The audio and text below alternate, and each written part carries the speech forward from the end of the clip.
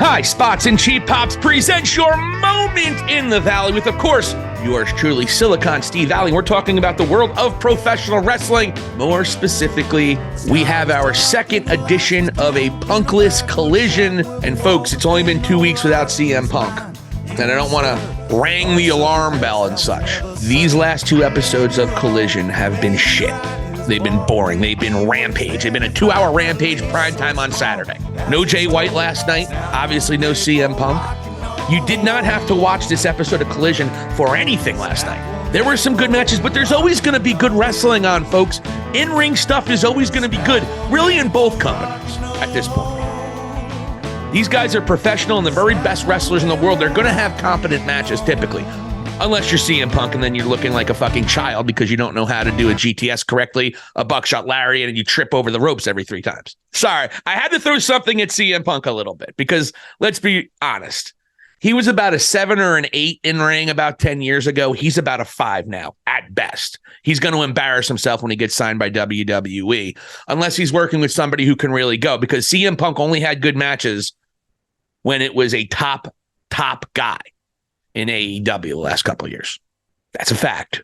Embarrassing moment after embarrassing moment. But I'm not here to bash CM Punk as a wrestler. The fact remains is that when he has a microphone in his hand, it's special. It's an event. It's exciting.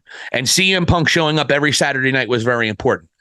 That's not to say he is worth all the drama that he produced, nor is he worth the arrogance and shitty behavior, and he is about 1/10 as important to the wrestling business as he thinks he is. We know that too, but he was very, very important to Collision. That cannot be overstated, in my opinion. I didn't think he was, but these last 2 weeks of Collision have been a disaster. I'm not going to spend my time.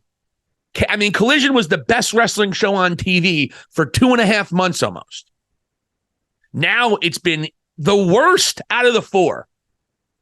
Our ratings this week: SmackDown number 1, Raw number 2. WWE hasn't had the top 2 spots since Collision debuted in HSCP's power ranking. Collision has been dead last 2 weeks in a row. And the big news, the big thing, well, okay, Bryan Danielson is going to be the focal point of Collision. That's basically it. Danielson's going to step up and be the CM Punk. He'll probably be a top babyface from what we can see. But he comes out and says, I'm only wrestling for another year, in all likelihood. So that's the big news on Collision, is basically you lost CM Punk a week ago, and then within a year, you're going to lose your absolute best wrestler on your roster. Or at least he's in that conversation. Certainly your biggest name right now that CM Punk isn't. Main evented 2 WrestleManias. Nobody else on the AEW roster has headlined 1, including Jon Moxley, and it even includes CM Punk when he was there. And so Bryan Danielson is leaving. Other than that, what's the news on this show? What's the excitement? Nothing was bad, but nothing was that great. It was like a fucking rampage. Like I said before, this was Rampage 2 on Collision. So let's really crystallize what I mean by what I'm saying. CM Punk was not worth the way he acted. He was a douchebag. He was a dick. It's not all his fault, because every time you say that about CM Punk, all of a sudden, well, what about the Elite? What about the Elite? Oh, they're dicks. What about Jungle Boy? They're all fucking children. Nobody is saying anything.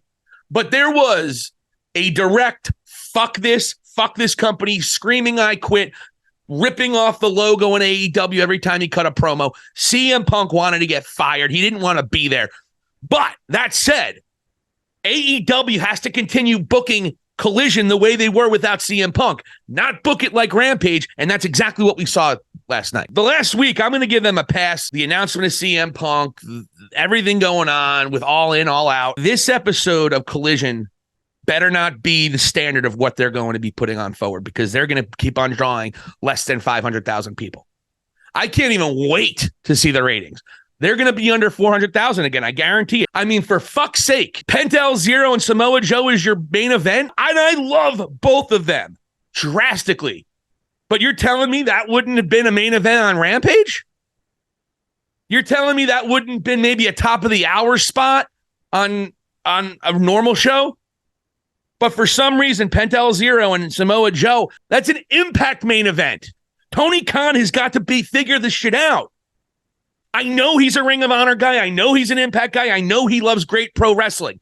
You cannot rely on in-ring on a weekly basis over and over and over again, because guess what? There's great wrestling everywhere.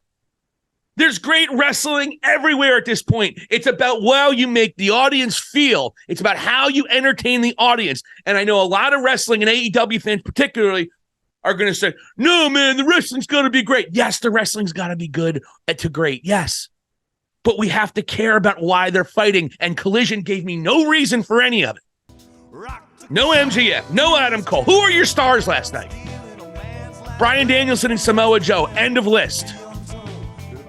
And I love a lot of the guys that are working, all the undercard, but you need to have your top guys there, and you have to move storylines along. I guess the biggest thing that happened, Ricky Starks is going to be your top heel on Collision. That's okay. I like that. I like what he's doing with Big Bill. I hate the name Big Bill, though, but that's all right.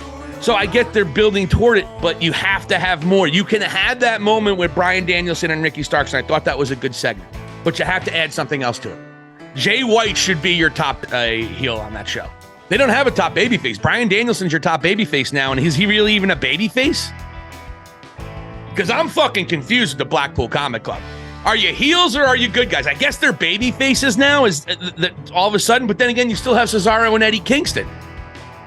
And Cesaro's the clear heel in that. So AEW is a fucking mess right now in terms of Collision. And everyone needs to step their fucking game up.